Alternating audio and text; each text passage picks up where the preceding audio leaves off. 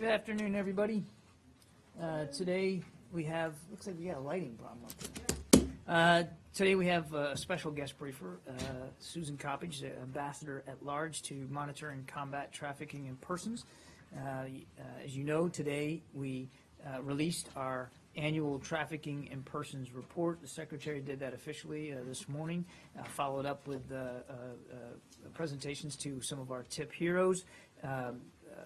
Ms. Coppage is going to have a few opening comments about the report this year, and we'll stick around to take a few questions for you. As always, I'll stand off to the side to moderate, so if you want to ask a question, raise your hand. I'll call on you.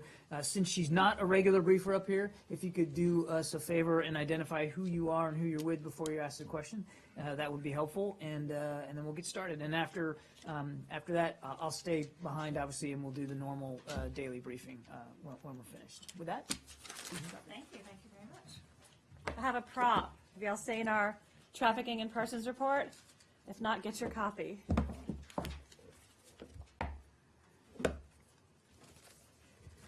Good afternoon.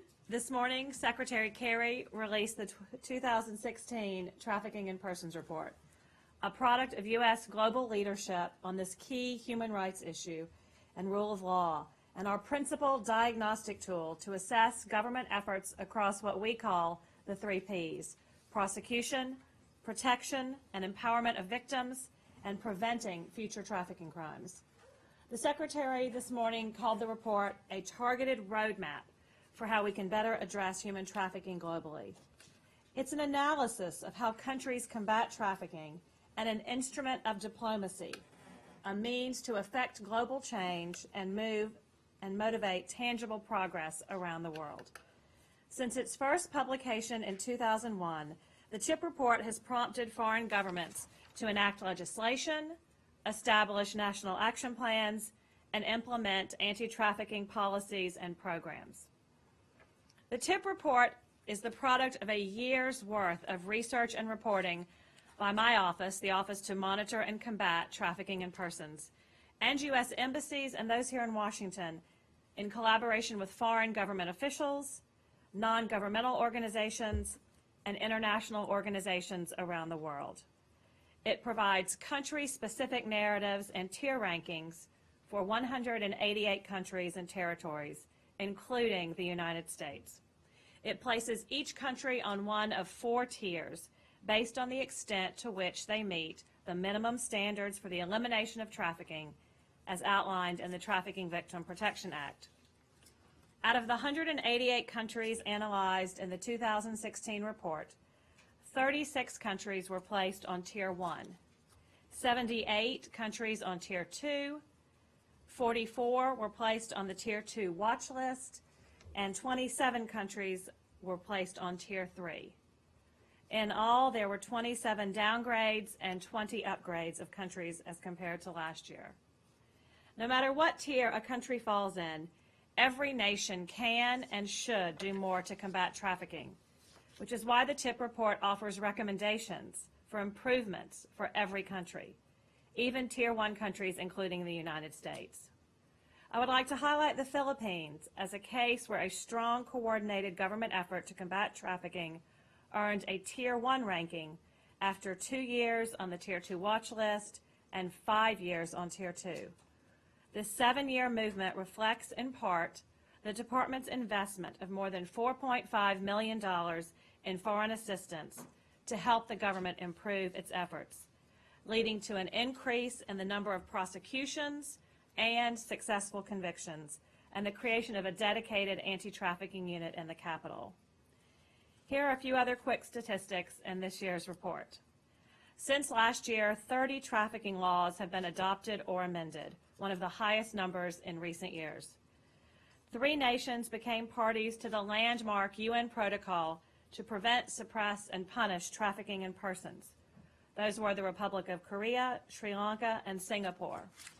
The 2016 report also saw large increases in both prosecutions and convictions. Specifically, there were a total of 18,930 prosecutions reported as compared to 10,051 in 2015. There were 6,609 convictions reported in 2016 compared to 4,443 the previous year. While increasing convictions is a good sign, convictions still pale in comparison to the size of the problem globally. Further, some governments are not imposing sentences for traffickers that are sufficient to deter the criminal activity or reflective of how serious this crime is. The country narratives make recommendations in countries that need to increase prosecutions, impose more stringent sentences, or better quantify the efforts they are taking. In addition to narratives for each country, this year's TIP report focuses on effective strategies to prevent human trafficking. The international community is demonstrating some enhanced efforts to prevent trafficking in persons. For example, several countries and NGOs have increased efforts to legally register marginalized populations. In Vietnam, an NGO helped register more than 2,000 ethnic minorities in areas at high risk for trafficking. Legal registration facilitates access to formal education, health care, and employment in the formal economy, and significantly decreases potential risk factors for victims. In Guatemala, a leading coffee company with government support partnered with a U.S. labor rights organization to better understand the risks of recruitment abuses that can lead to forced labor. The partners are strengthening communications between workers and the employer and the government to better report and monitor practices in the coffee sector. We are encouraged by governments and organizations using creative and collaborative methods to prevent human trafficking, yet much work remains. Among the areas for improvement highlighted in the narratives are the need to increase protection for domestic workers, to root out corrupt and complicit officials who are themselves either engaged in or benefiting from trafficking, to not penalize victims for crimes committed as a direct result of being trafficked, and to increase support services available to victims. I am very proud of the hard work that went into the report this year, and I'd be happy to take any questions you have. Thank you. Thank you. Leslie, you want to start? Leslie Rawton from Reuters. I want to follow up with you specifically with regard to the refugee problem coming from Syria and how that has affected. There seems to be increase. Your report just separately from looking at Lebanon, looking at Jordan and others seems to indicate some kind of increase in trafficking coming from as a result of refugees in those areas. Can you give us a more broader perspective of whether this is a growing problem or whether you think you've addressed it? No, Syrian refugees and refugees really from any conflict are a problem. Refugees are displaced persons. They don't have safe places to live. They don't have jobs. They sometimes don't have their family around. And all of these become risk factors for human trafficking, making them more vulnerable to traffickers who would lie to them about possible future jobs or a safe place to go. So they prey on these vulnerabilities, and we are working together with international organizations such as IOM and foreign governments to help them screen for trafficking victims among migrant and refugee populations. But has the problem increased given the numbers that are fleeing Syria at the moment? Well, the vulnerabilities and the potential numbers have increased, but trafficking is so hard to quantify because the victims are hidden. It's hard to know when someone is being trafficked because their trafficker has put fear in them, fear of reporting it, fear of coming forward, fear sometimes of embarrassment or humiliation in front of their family. So the numbers are hard to quantify, but we're certainly concerned about the heightened vulnerabilities and making sure that we screen victims or potential victims and get them into proper care.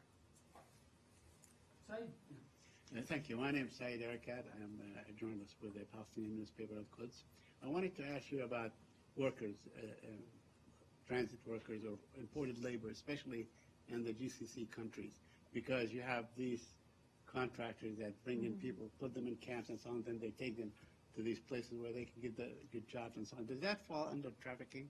Because they charge a fee for everybody and workers are obligated to stay for a certain period of time so they can pay off whatever they paid.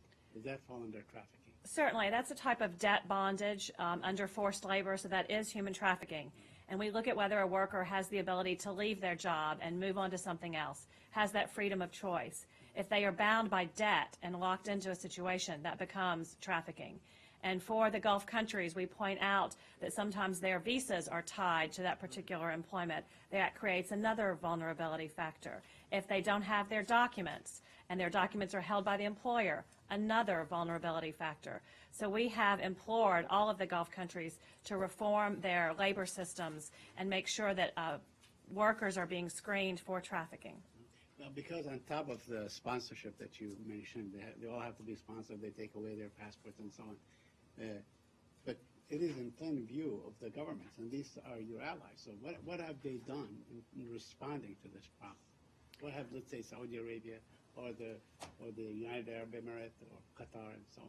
So we are asking different governments in the Gulf to reform, as I said, their labor employment system.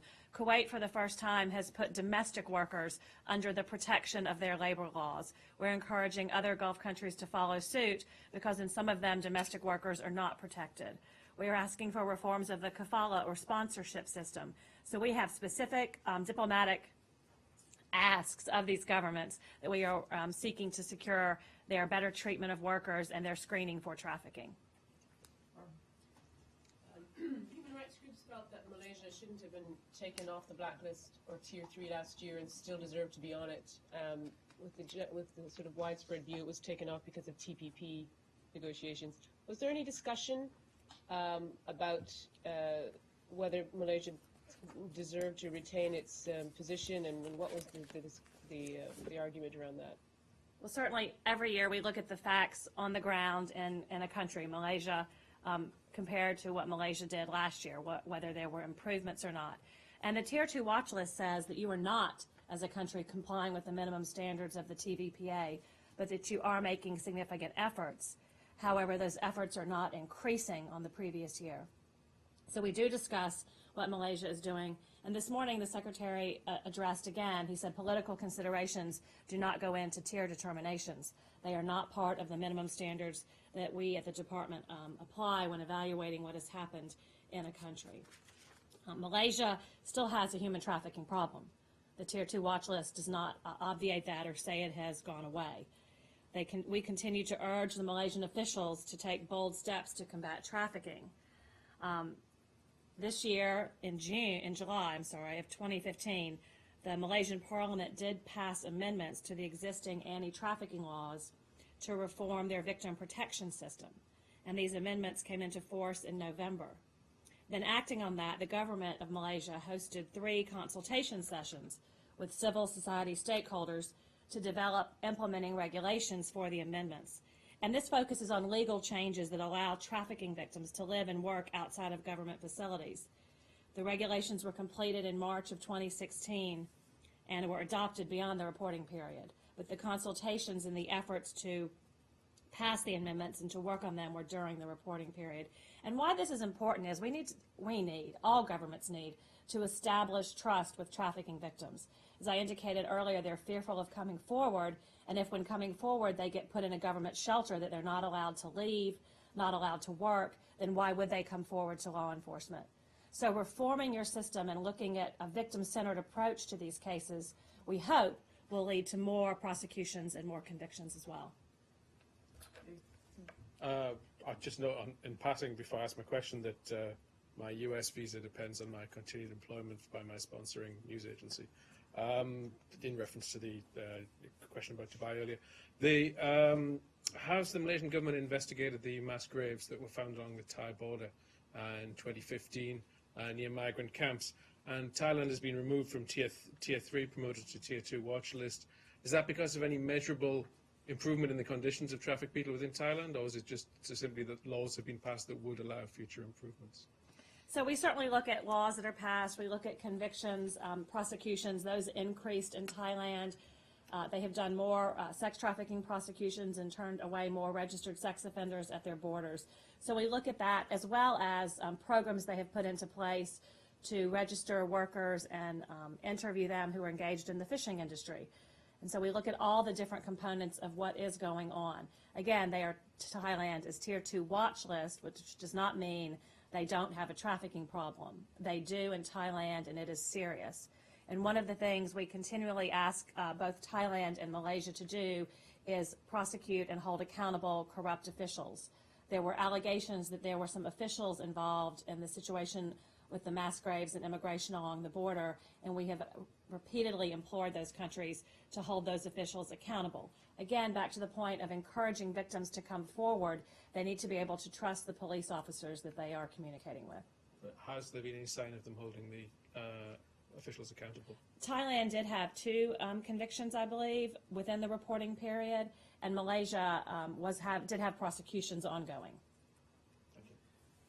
Hi, Rosalind Jordan with Al Jazeera. It's one thing to spell out what countries are or are not doing in terms of prosecution, in terms of dealing with corruption, in terms of making it easier for victims to not just come forward but to get services. Does the U.S. also need to look at holding governments accountable for what they're not doing? Is it appropriate, for example, to look at imposing travel bans or financial sanctions on countries that aren't doing enough to try to stop this problem? I mean, they can pass all the laws they want, but if things aren't actually prosecuted fully, then what's the point of having them pass laws? Under the Trafficking Victim Protection Act, Congress gave us the Trafficking in Persons Report as the diplomatic tool to raise trafficking issues with countries. And so we certainly ask them to pass laws, but then we do see how those laws are being implemented and whether they're effective. You will see throughout the report that we point out where countries are not sentencing traffickers sufficiently and comparative to the heinous nature of this crime. So we ask countries to increase their sentences to show that they are serious and to deter future traffickers. And the Trafficking in Persons report does have the Tier 3 watch list category, which can be accompanied by financial sanctions for other than non-humanitarian aid. I'll just take one more. Lonnie Emerson with TV Asahi. So Japan has consistently been in Tier 2 for several years and is the only G7 country in that category. And as the report also notes, Japan is the only G8 country that is not a party to the 2000 UN protocol. Is there any disappointment or frustration that Japan has consistently not shown greater leadership on this issue despite being a G7 country? So we don't compare countries to one another, so we wouldn't compare it to other G7 nations. But we would each year list recommendations in the report and encourage Japan to follow those recommendations to improve their anti-trafficking efforts. But you don't think that Japan has a particular responsibility as a G7 nation to show leadership on this issue? Well, all countries have a particular responsibility to their citizens to stand up for their rights within the country. I do think it's important for more developed countries to set a good example. Thanks, everybody. I think that's all the time we've got for this part of the briefing. Thank you. Thank you. I can take that out of your way? Yeah.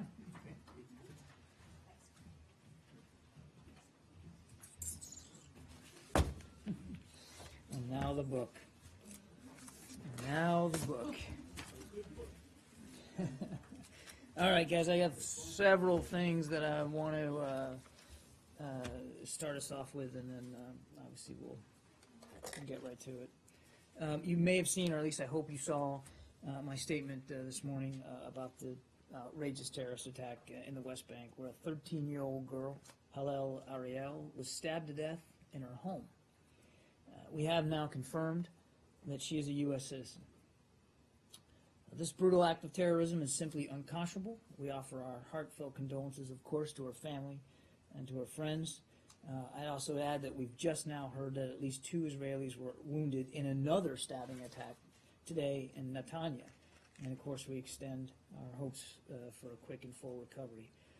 Look, as we've said many times, there's just absolutely no justification for terrorism out of respect for the privacy of the families, and particularly the family of Halel. I'm just not going to have further comment on those attacks. I want to give you an update on the Istanbul attack. The secretary this morning placed a call to Turkish Foreign Minister Cavusoglu to express his deep condolences following Tuesday's terrorist attack on the Ataturk International Airport. He reiterated our steadfast commitment to our partnership with our NATO ally Turkey in the shared fight against terrorism. On to Kabul. The United States condemns today's horrific multi-part attack on Afghan National Police and civilians in Kabul. The first attack targeted new police cadets. A second attack then targeted the brave people who rushed to help the victims of the first attack. This incident during the holy month of Ramadan underscores the extremist complete disregard for human life and the harm that they continue to inflict on the Afghan people. Attacks like these are going to only deepen our support for the people and the government of Afghanistan and their efforts to bring security and stability to their country. On to Cameroon. Also yesterday in Cameroon, Boko Haram carried out terrorist attacks that killed over a dozen civilians. Boko Haram continues to commit vicious attacks against civilians, including children. This organization repeatedly has shown no regard, of course, for human life. We extend our deepest condolences to the families of the latest victims of Boko Haram, and we remain committed to supporting our African partners in their fight against Boko Haram as we continue to work with Cameroon and the other nations of the Lake Chad Basin region to bolster their efforts to end this wanton violence and to restore peace. Travel note, and I think you may have seen our statement about this as well today, but the Secretary will travel to Tbilisi, Georgia on July 6th to meet with the Georgian Prime Minister for bilateral discussions on a range of issues, including U.S. support for Georgia's Euro-Atlantic aspirations and successful elections in October. He'll then co-chair a plenary meeting of the U.S.-Georgia Strategic Partnership Commission and hold meetings with the Georgian president and other leaders of Georgia's opposition parties. He'll then travel to Kyiv, Ukraine on the 7th of July, where he'll meet with President Poroshenko, Prime Minister Groysman, and other Ukrainian leaders to discuss progress on reforms and the implementation of the Minsk agreements, as well as other issues. And then on the 8th of July, he'll accompany President Obama to the summit meeting of the North Atlantic Treaty Organization in Warsaw, Poland. He will meet with his counterparts from NATO ally and partner nations to further efforts to strengthen NATO's security and to project stability to the alliance's east and to the south. Finally, I'd be remiss today if I didn't also recognize that this is the last day for a member of our State Department bullpen, Voice of America journalist Pam Dawkins. Pam, as you all know, is a terrific colleague and a consummate professional, not to mention an all-around really nice person, which is sometimes a little hard to come by in this business. No offense to anybody else in the room. You've been with us for, what, 2.5 years? And I've worked you now at least a little bit more than a year that I've been here, and I just want to thank you for the professionalism that you bring to the job every day, for the tough questions that you are unafraid to ask, and to the account that you hold us to, but for your always professional demeanor. You're great to travel with. You're not so easy to face here at the podium, but I respect that about you, and we're going to miss you. And I understand you're going down to St. Augustine. Is that right? That's right. I've been there many times as a flirting. If you need restaurant recommendations or anything, just let me know. I think it would be fair if you were going to applaud. I think we should applaud. Yeah, let's applaud. Great. We're gonna miss you. I also think it would be fair if we give you the option for the first question today, if you'd like it. I do have a question, but I think we want to go on to the news of the day, and I'll come back to it. Okay, look at that. She's still a consummate professional, yielding the first question. So we'll start with you, Deb. Okay. So is there any truth to this report about how the U.S. has proposed on Monday, I guess it was, a new agreement that would enhance military cooperation between the U.S. and Russia in Syria? The report says that that Kerry is very supportive of it. We just heard Ash Carter be less than, he was a little hesitant about endorsing it at the briefing over the Pentagon. Is this new? Look, here's what I can say. I've seen the press report that you're referring to, and here's what I can say about it. We've been clear about Russia's obligations to ensure regime compliance with the cessation of hostilities. We have also been clear about the danger posed by al-Qaeda in Syria to our own national security. We're looking at a number of measures to address both of those issues while also accelerating the fight against Daesh. I'm not gonna speak to the details of ongoing internal or diplomatic conversations in that regard, but again, we have been nothing but clear and forthright about what we want to see happen inside Syria and what we want to see the Russians do with respect to the influence that we know that they have over Assad. So with deliberations, though, I mean, it sounded as if there was something that was actually transmitted on Monday. Yeah, Some sort I of an think I'm going to agreement. leave my answer where I did, Deb. We've been very clear. We have been in constant conversation with other members of the ISSG about how to make the cessation of hostilities enduring and nationwide, about how to better go after groups like al-Nusra and Daesh, and we've also been very clear about the regime's role in violating the cessation and the role that Russia can play in terms of getting better compliance out of the regime. But I'm just not going to talk about the details of those discussions. Discussions, I might add, that again we've not been bashful about saying have been happening, but I'm just not going to go into details. Sure, go ahead.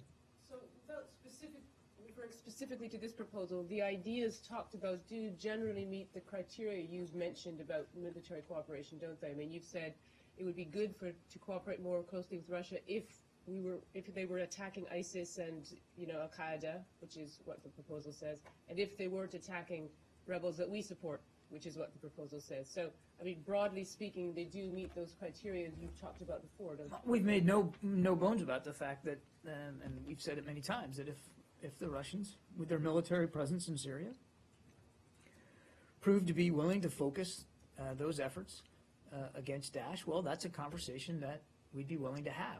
I've said that many times. I'm not going to talk about the specifics that were laid out in this press report, and I'm not going to detail internal or diplomatic conversations. But again, I go back to what I said earlier. We have been nothing but clear and candid, certainly publicly, about what our expectations are with respect to the cessation of hostilities and to Russia's role here in terms of the influence that they have. But Kirby, you're suggesting that those discussions are taking place about, I mean, you're actually confirming that in this report by saying that you're not prepared to give details, but can you just at least say that those discussions are taking place? The Secretary and everyone else has been frustrated by the fact that none of the humanitarian aid has not been delivered, and that the bombing of ISIS positions or the bombing of the opposition has not taken place, or continues to take place. So there is a frustration. So is there a frustration that this is not happening, and therefore something else needs to be looked at, including what this article says is an expanded bombing campaign? Well, again, I'm not going to talk about the specifics of this press report. But are we frustrated by what's going on the ground in Syria? Absolutely. And the Secretary has been very vocal about that the status quo is not sustainable. It's not acceptable. Too many Syrians continue to die at the hands of the Assad regime, either through barrel bombing or through starvation and lack of proper food, water, and medicine. So the situation obviously has to change. And the Secretary has been extraordinarily committed to trying to bring about that sort of change in Syria. There are three legs to that. The political track, that's the discussions between the regime and the opposition, which UN Special Envoy de Mistura is leading, the cessation of hostilities, and access to humanitarian assistance. All three of those things are important. And no real progress on any one of them can really be had without progress on all of them. And he has been tireless in his efforts to try to move each of those legs forward and to get better outcomes than what we're seeing right now. Yes, there's been some access to besieged areas, largely on the ground, but it's still not enough. Yes, there have been pockets in Syria for short periods of time and in localized area that have seen a reduction in violence, but it's not enough, and it's not over the course of the entire country, and it's not enduring, and it's not being uniformly enforced. And yes, there have been discussions between the opposition and the regime, but you well know, Leslie, that those talks after 3 rounds still have not gotten us any closer to getting this transitional government process in place. Now, I know I'm kind of rambling here, but I'm trying to make a point, that we continue to work diligently inside the International Syria Support Group and with the UN to try to move the processes forward in Syria to achieve better outcomes. There are, throughout that process, there has been and there will continue to be lots of discussions, lots of conversations, lots of proposals. And there have been proposals offered by multiple parties inside this process. And they are all given due consideration. I haven't yet, and I'm certainly not going to start laying those out publicly. And I'm not, by saying that there's ongoing conversations, by saying that we're obviously interested in discussing ways to get at better outcomes in Syria with Russia or with anybody else in the ISSG, I'm not confirming this particular press report. When last did the Secretary speak to Lavrov?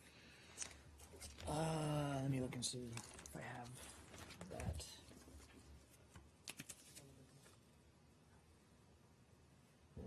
I do not have a recent call in the last week or so with him. Going back to the 23rd of June, I have no recent calls with him. Let me go to Saeed and then, Sure. is this the same topic? Same topic. Same Yeah. topic. Both of you, okay. Yeah. Go First, ahead. let me add my voice to what you said about Pam. We're going to miss you. So she's a tremendous colleague. I wanted to ask you on the Special Representative de Mistura. Can you share with us any meetings that he may have had today in this building? I know he's in town for discussions. I don't have a readout of his agenda, Okay. so we'll see if we can dig that up for you. I don't have a specific Okay. Well, he agenda for him. he held a press conference yesterday at the United Nations right after the closed meeting, and he said that conceivably a meeting by the 1st of August is doable, provided that everybody comes in with the intent of being serious and not just holding talk just to hold talk. Sure. And he was followed up on who do you expect? He said, well, basically the Russian and the United States. So what is it that you need to bring in to these talks to make them happen? Because otherwise, I think he painted a very bleak picture. He said this is the last round for President Obama, possibly for the Secretary General, and so on. Suggesting that maybe in the office there's not going to be any talks, in the future after the next General Assembly. So what are you prepared to offer? What are you prepared to pressure? How can you deliver the opposition to bring in something substantive? Well, Said, I think I kind of got at that in my last answer to Leslie. I mean, we understand and we know all too well that the first 3 rounds of talks were troubled and were set back by the fact, well, by many things, but without question, that the cessation of hostilities was not being adhered to. It wasn't being enforced, that many opposition groups and civilian targets were being hit. And it's difficult to carry on a political discussion about a transitional governing process with the regime when that's happening, and we understand that. There was also much less access to humanitarian assistance back then. All of that did not exactly set the climate properly for having meaningful talks about the political track. So, again, back to my answer to Leslie, mindful of that, the Secretary continues to try to find ways, and I've said this many times before, to get the cessation of hostilities, which is still fragile, to be less fragile, to be enforced across the country by everybody, and for us to make sure that those parties not adherent to the cessation, al-Nusra and Daesh specifically, continue to remain under the appropriate amount of pressure, and that is not, not uniformly happening certainly on the regime in the Russian side. So, so there's a lot that we think needs to continue to be done to try to set the proper conditions for the resumption of meaningful political talks. Now, I wouldn't begin to try to speculate for you when the next round can start, and I'm not prepared to say that the next round's the last round. I can assure you that that's not the Secretary's hope or expectation. He wants to see us get moving as quickly as possible, because every single day more and more Syrians are dying. More and more Syrians are being put at risk.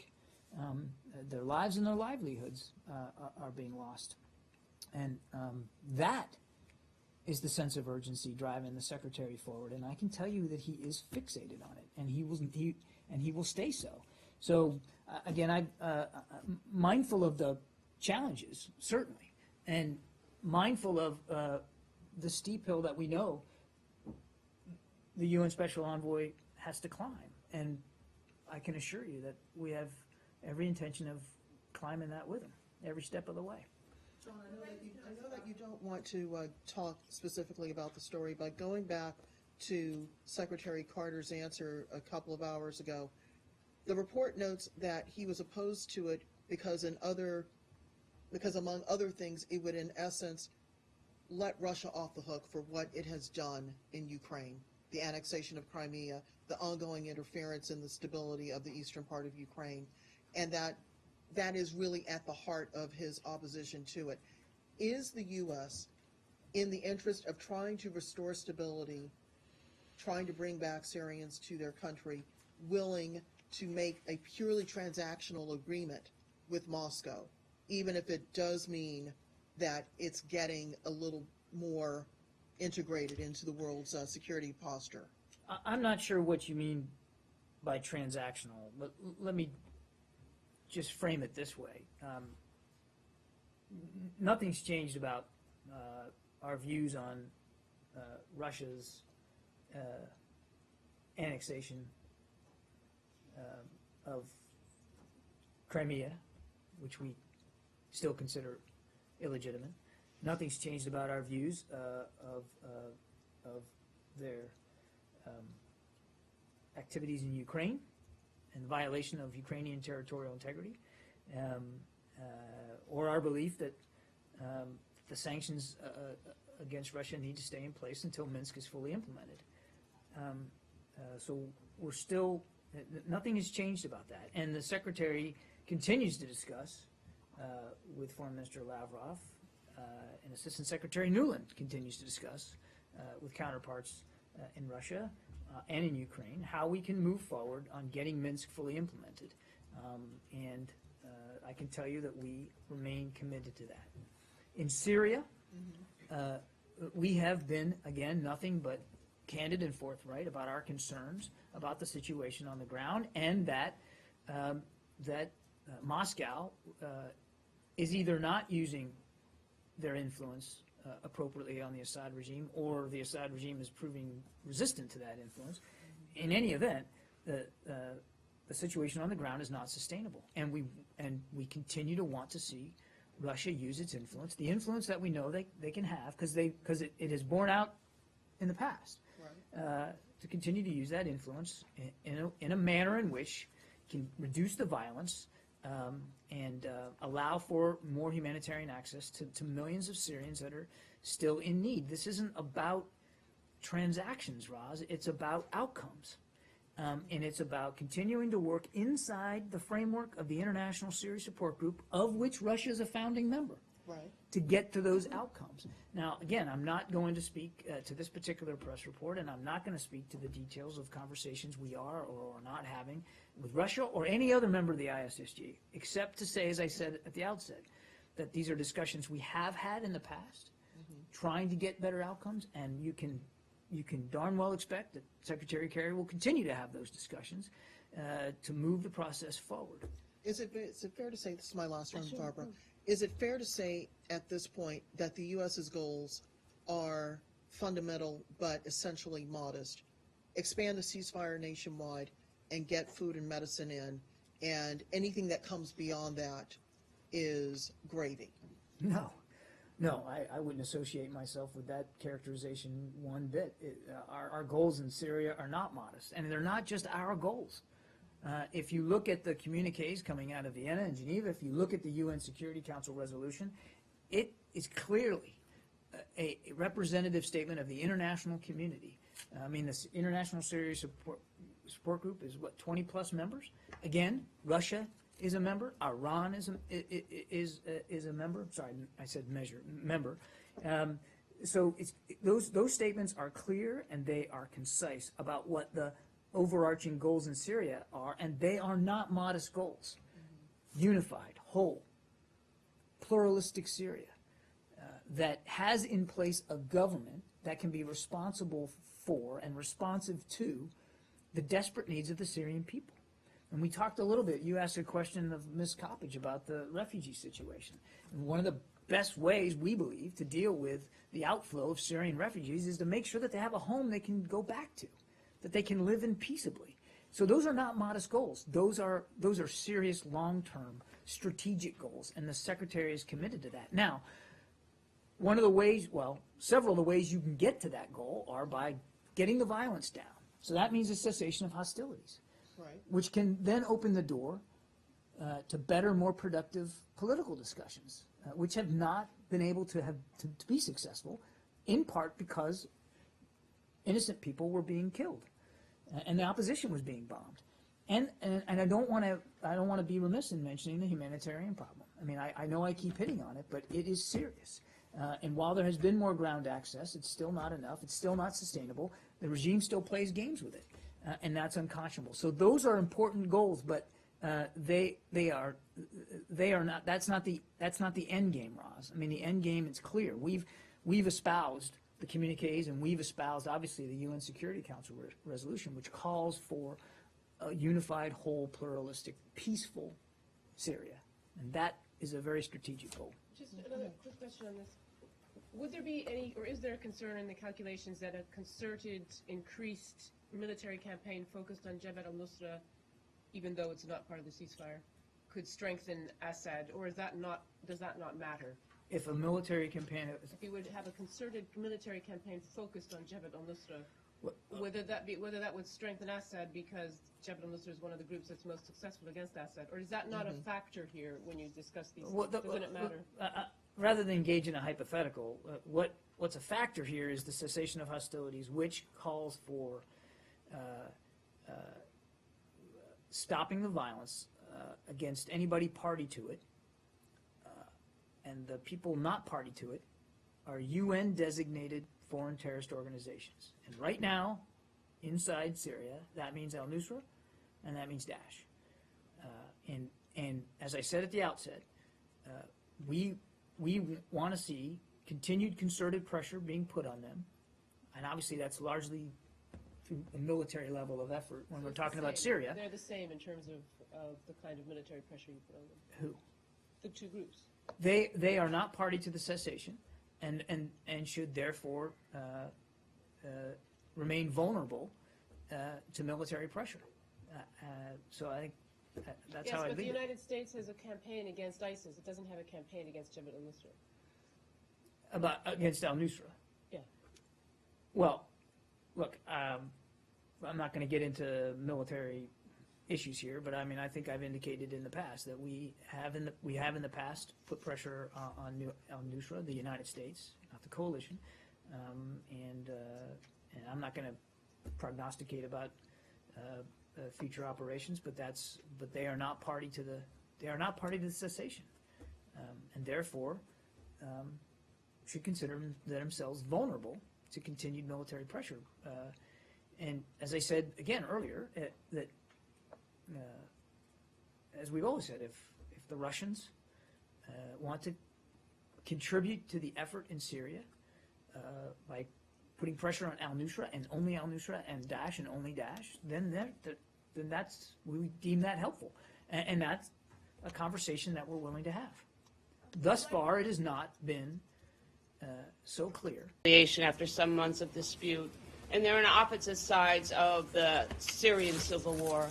Is there concern that this reconciliation will occur more on Russia's terms than on Turkey's terms, that Turkey supports the Syrian opposition, Russia supports Assad, that this reconciliation might strengthen Assad, weaken the opposition to the extent that Turkey's conciliatory towards towards the Russians, and perhaps with the exception of the Kurds, I guess, who benefit from Russian support? I would let leaders in both countries speak to their relations and prognosticate about whatever improving relations there are, whatever that would mean for the campaign against Daesh. What I would say, though, is Turkey's a NATO ally. Turkey obviously has a long border with Syria. They are working to deal with certain stretches of that border. They have been cooperative with the coalition in terms of support to coalition operations against Daesh. And we look for that cooperation to continue, and we want to continue to find ways to deepen it and to improve it. With Russia, Russia is not part of the coalition against Daesh, but as I said and continue to stress, that to the degree to which they are willing to focus their energy and their efforts against Daesh in Syria, that would be a welcome contribution. And we would be willing to continue to have conversations with them about how they can be effective in that regard. But again, there's still a lot of work to be done. There's still a lot of conversations to be had. I won't and wouldn't speculate about the relations between Turkey and Russia and what that might mean. That they have been able to have that conversation, that they have been able to begin a healthy discussion, we certainly welcome that. We stand nothing to gain from there being animosity between them, whether it's over what's happening in Syria or elsewhere. To the degree that the international community can stay or be united against Daesh, again, that is all to the good. This is a group that enjoys no support from nation states. And so to the degree to which nation states can continue to put pressure on them to degrade and defeat their capabilities, again, all that's to the good. Kirby, the White House just confirmed that Mr. is in town in D.C. today. Who is he meeting from the State Department? Is he meeting? I just got that question. Did you? Yeah. Oh my goodness, where was I? Forgive me. Do you have another one?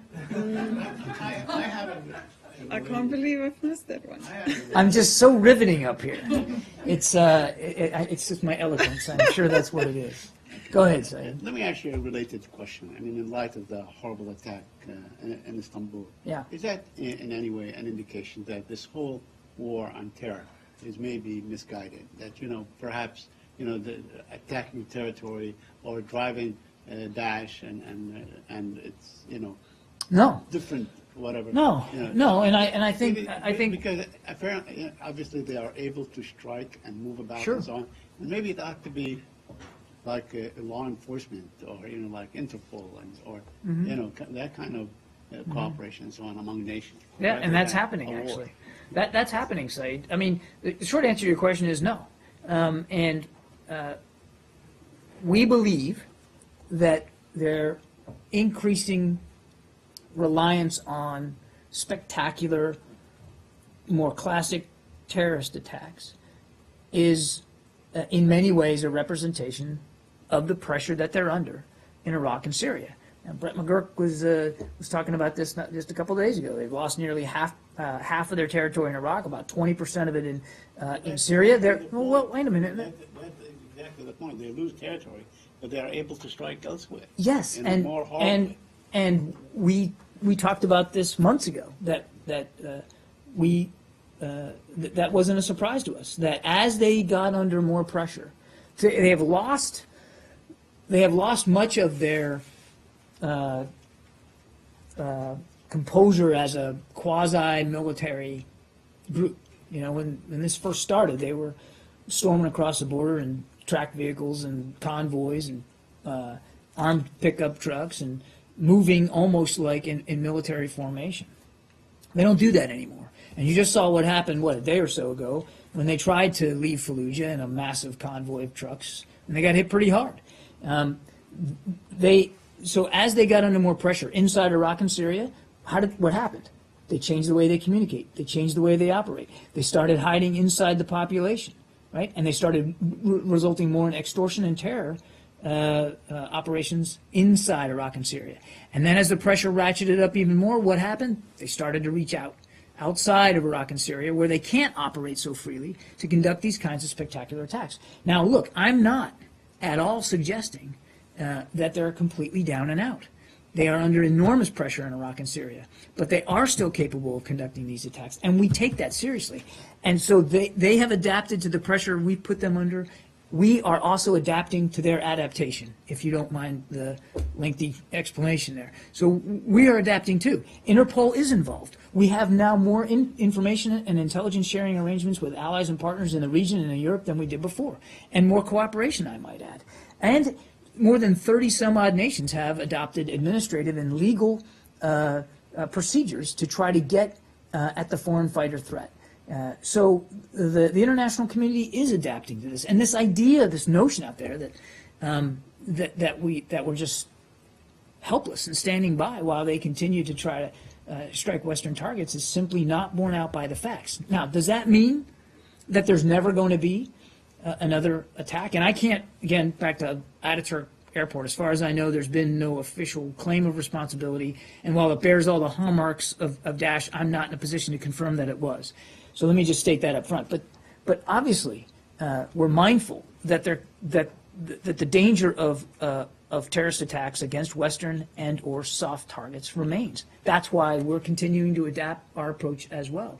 That's why the interagency here in the United States is working so hard to try to prevent these attacks.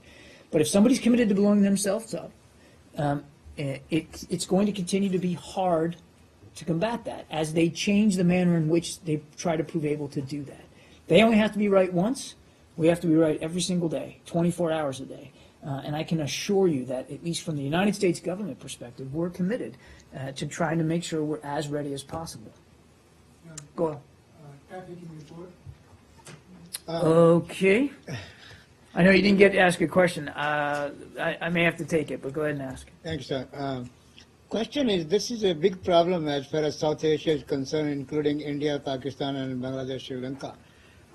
Many of these sheikhs from the Middle East, they come there, buy little girls, small girls, and lure them also for money and all that. And poor parents might, sometimes they sell them, and sometimes they are just trafficking. How big is the problem as far as South Asia is concerned, as I mentioned, these countries, and what U.S. is doing? Because this has been going for many, many years as far as Middle East is concerned, and those big rich sheikhs, they go to India and in South Asia. Well, look, obviously we're mindful of trafficking issues in South Asia and around the world. I would point you to the report that we just released today, which I think will better answer your question than I can from up here. When it lays out our concerns in the region, and as you heard Ms. Coppage make clear, we obviously have tools at our disposal to deal with it, and the Trafficking in Persons report is actually one of those key tools because it is a report card on various countries and their conduct and performance improvement or lack thereof with respect to trafficking in persons. Another question, if I may? Just I'll come back to you in a second. Yeah, go ahead. As far as this MTCR is concerned, this time which India became the member, and of course, U.S. Did help or supported. But this time, for this membership, China was not very much against it or didn't say much. But what's happening as far as NSG is concerned? But say that last part again? What's happening with membership in the NSG? NSG? Yeah, and because China is still opposing it, but as far as the MTCR, they didn't much spoke about against it. Well, I'll just say again, India has a strong record and we believe deserves to be included in the NSG. That's why the administration, including senior White House and State Department officials, made a concerted effort, and I do mean concerted effort, to secure India's membership in the recent NSG plenary that was held in Seoul. And we talked about this. We're obviously disappointed that India was not admitted during this recent session. But I can tell you that we're going to continue to work constructively with India and all the other NSG members on India's accession in the months ahead. We're not going to let that go. Okay? Thanks, sir. Yeah. There's a bipartisan push in the Senate to stop selling arms to Bahrain because the senators believe doing so violates U.S. law. The State Department has criticized Bahrain for human rights violations. With this being the case, how is continuing arms supplies not a violation of U.S. law, or do you think it is at this point? Are you basing that on the fact that we got a letter from Congress? That question? Did you get a letter from? Oh, well, what I've said, how is that? we've seen reports of the letter, but we've not yet received it. I didn't understand if that's what you were referring to. We've seen reports, but we've not yet received it. But the arms supplies continue, and why We does the continue State to Department- urge the government of Bahrain to reverse their recent harmful actions. These, as you know, include the suspension of the opposition political society, Al-Wafaq, the extension of the prison sentence against Wafaq Secretary General Sheikh Ali Salman, the detention of activist Nabil Rajab, and the revocation of citizenship of Sheikh Isa Qassam.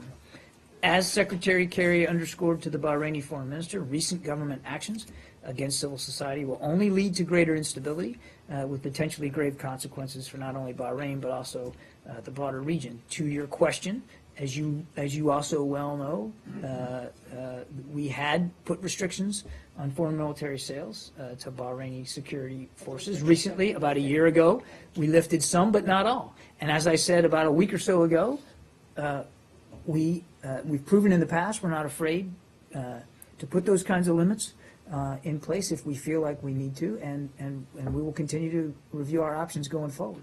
But it is up to the State Department to determine Bahrain as a systematic violator of human rights. What else does Bahrain have to do for the State Department to make that determination? I'm not going to. On supplies. I won't speculate about specific determinations one way or the other. I think I've been very clear about what we expect of Bahrain's leaders, and I think we've been very clear about our concerns about very specific recent actions that they've taken, and we've been very clear about urging Bahrain to reverse those exact actions, every one that I just mentioned. So you asked me, what do they need to do? They can start by reversing those actions, which we have said to them in numerous ways. And again, I'm not going to speculate one way or the other about where things go. What we want to see happen right now is for them to reverse those actions. But why does the U.S. continue arms sales despite the concerns that you have voiced? We had stopped them altogether, as you know. We lifted a partial element of them to help Bahrain deal with real, tangible counterterrorism threats that they face. But we didn't take all of it away. And there were still some in place over some of the Interior Ministry police forces because we believed that there was more work that needed to be done, and we still believe there's more work to be needed to be done. And that restriction is still in place. And I won't speculate going forward about what decisions we might or might not make. What we're focused on right now are the decisions that Bahrain has made recently, and seeing those decisions reversed. Okay? But, are you at all concerned that Bahraini authorities may use some of the U.S.-provided weapons to crack down on the opposition? We always have concerns about the end use of items that are inside the foreign military sales program, and there are often, and I can't cite chapter and verse in this case, but there are limits placed upon that, end use limits that are placed upon articles that in the foreign military sales program. And again, what was lifted was certain items, and I can get you the list of specific items that were lifted, but certain items that were geared towards counterterrorism efforts and counterterrorism capabilities that Bahrain continued to need.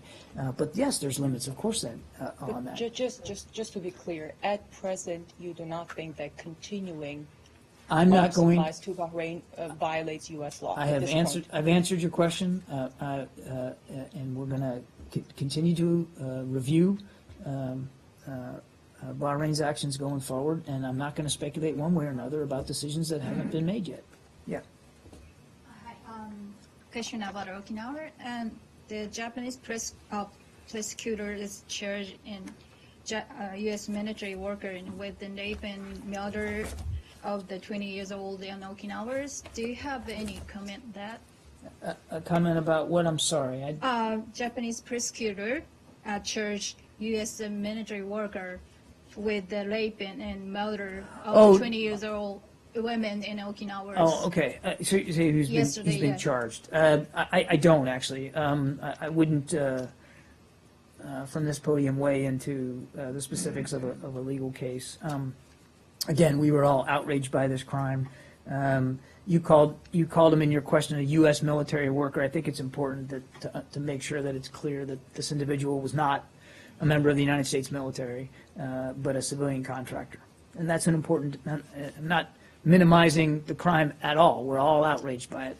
But I just wanted to correct that one bit in your question. And I know that Ambassador Kennedy remains in close touch with Japanese authorities and with U.S. military authorities as this investigation proceeds. But I wouldn't want to say anything from the podium to insert ourselves into this legal case one way or the other.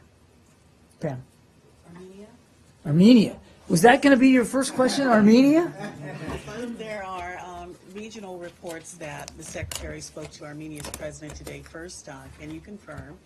And then secondly, if so, was the context largely on looking at progress for Nagorno-Karabakh? He did speak with both the president of Armenia and Azerbaijan. I don't have a detailed readout for you. We'll see if we can get something a little bit later today. But the conversation did happen. Those conversations, it wasn't one call, it was two, did happen. And of course they talked about Nagorno-Karabakh and where things are going and our desires to see a peaceful resolution there. But I just don't have a more detailed readout for you. Okay. Abby. I wanted to follow up on a court filing today by the State Department where they said they would need an additional 27 months in order to complete a FOIA request. Is that the kind of timeline with FOIA requests that we should be expecting, and would an increase in resources be required to meet the mounting FOIA request? Is there an outstanding request to Congress? So a couple of thoughts there. I think I can't comment on the specifics of matters that are in ongoing litigation. I'd refer you to the court filings in this case for all the details, because we just can't speak to it with great specificity. But generally speaking, and I think you've heard me talk about this before, but there has been a dramatic, significant surge in FOIA requests to the State Department in recent years, which we are working very, very hard to clear and to respond to. I mean, just since 2008, the volume of FOIA requests here at the State Department has tripled. In fiscal year 2015 alone, we received 22,000 FOIA requests, and that's just in one fiscal year. So the other thing I'd say is that these requests are also frequently more complex and increasingly seeking larger volumes of documents, requiring more time, more resources, and frankly, more interagency coordination. So again, without speaking to the details here, I just tell you that you have to, in considering the response time to any single FOIA request, you have to factor in the cumulative effect it has on an office that is already working at full tilt to try to deal with a very large volume of increasingly more complex and cumbersome FOIA requests. But I'll say this. The Secretary takes our FOIA obligations very, very seriously. It's why I hired Janice Jacobs to come in as a transparency coordinator. She's working hand in glove with the people in the FOIA office to try to improve processes, to try to help clear the backlog. It is a difficult job when, you're as you bail water out of the boat, water keeps coming in. So they're working at this very, very hard. The other thing I would say is that we haven't been bashful in the past about plussing up the resources of the office. I'm not predicting one way or another that we would do that going forward, but we certainly reserve all the rights and responsibilities to do that if we need to. If we need to look at manning and resources, again, we'll do that. The Secretary's been clear about that. And if, in turn, that would lead to a request or a requirement for additional fiscal resources, the Secretary is not afraid to do that either. I'm not predicting that's going to happen. I'm not going to get ahead of budget requests that haven't been made, but I can tell you the Secretary is very focused on trying to deal with these FOIA responsibilities as efficiently and effectively as we can as an institution. Wait, I apologize for being late. I just got off a plane. I have a couple, but I'll just let other people go. But I just want to follow up on Abby's. Yeah. Okay. You have a follow-up on FOIA? Yeah. Well, you're maritime now. You're bailing. Does that mean the State Department is sinking? No. So you are going to, you're not going to get the ship, the FOIA ship is not going to go down because you're not able to bail fast enough, is it? No. You intend to fulfill. No, Matt, I wouldn't read too much into my analogy. I was simply trying to well, you said that you're bailing articulate water it. out of it. That would imply the boat is sinking. I was trying to articulate it in simple enough terms for you to understand, and maybe I made it. I admit maybe I made it too simple, and I apologize for that. No, of course not. Look, we take it seriously, and we're going to continue to work at this. Is the massive increase you describe in FOIA requests simply because more U.S. citizens are discovering and availing themselves of legitimate means of inquiry, or are you receiving harassment from perhaps political opponents or just nuisance makers who want to overload you? We don't consider the Freedom of Information Act a tool by people harassing us or political opponents. It's legitimate, and we take it seriously. I couldn't begin to try to articulate why the increase, or what's the motivation behind that. You'd have to ask each requester. We don't really bother ourselves with trying to figure out the motivation. A legitimate. Asking on 2 or 3 themes, or was it across the board? 22,000 in last year alone. Right, but if 11,000 are well, we don't talk about the specifics of FOIA requests, so I'm not going to get into chapter and verse in terms of what they're about. But 22,000 is a lot, and there's a lot, obviously, various issues that we get FOIA requests for, but it's the law. We believe not only in, obviously we have to obey the law, but we believe in the soundness of it, and that it's healthy for the American people, whether it's private citizens or journalists alike, to use the Freedom of Information Act to procure information from the federal government, and the Secretary's committed to our responsibilities on that. Now, why people do it or why the increase, again, we don't bother ourselves with trying to do the forensics on that. We wouldn't anyway, even if there wasn't a significant increase and surge here, but in particular because there is, there's more than enough work to go around just trying to get these things out the door. And that's where our focus is on. What they're asking about. Can you tell us 22,000 requests last year, what years those requests cover? Like, say, what percentage of them cover the years 2009 to, say, 2013? No, I can't, and I don't, and we wouldn't characterize them. Yes, Jenny, way in the back there. Yes, I know. Yeah. Do you have any information on that North Korea preparing for another nuclear test or another missile launch on 4th July, Independence Day? I wouldn't, as you know, get into intelligence matters one way or the other, or try to prognosticate. I have another question for that. The U.S. Congress reappointed North Korea as a terrorist country. Do you have anything on that? Look, we share Congress's concerns about the provocative activities of the North and about the destabilizing actions that they continue to take that are doing nothing to contribute to stability and security on the peninsula. And that's why we so resoundingly supported the new UN Security Council resolution that enacted the toughest sanctions in 2 decades, with a much tougher enforcement mechanism attached to it. I mean, we're very focused on the danger that the DPRK still poses. Do you think provocative is terrorist act?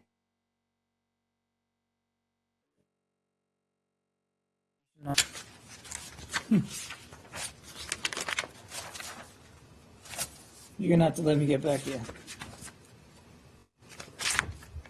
Sir, are you I aware? have it. I'm trying to find it. Help me out, Elizabeth. Where is it?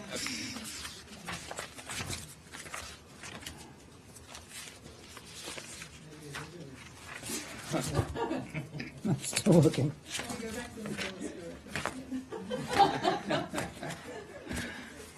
I don't know.